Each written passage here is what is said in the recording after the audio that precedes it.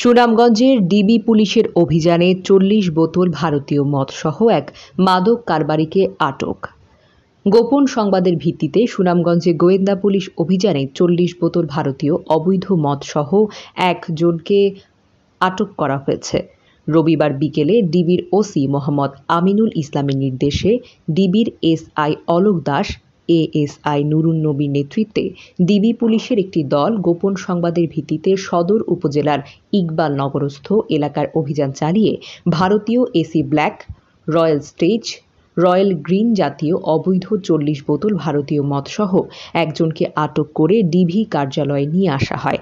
আটককৃত মাদক কারবারিরা হলেন জুনায়েদ মিয়া, তিনি সদর উপজেলার জাহাঙ্গীরনগর ইউনিয়নের নারায়ণতলা গুচ্ছ গ্রামের মোহাম্মদ বাচ্চু মিয়ার ছেলে। এ ব্যাপারে মাদক নিয়ন্ত্রণ আইনে একটি মামলা দায়ের করা হয়েছে।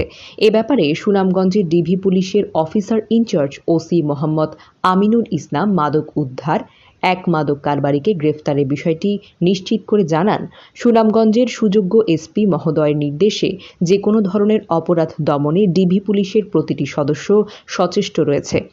এই জেলায় কোনো অবৈধভাবে মাদক, জুয়াসহ কোনো ধরনের অপরাধ সংঘটিত হলে তাদের বিরুদ্ধে কঠোর আইনগত ব্যবস্থা গ্রহণের হুঁশিয়ারি দেওয়া হয়েছে।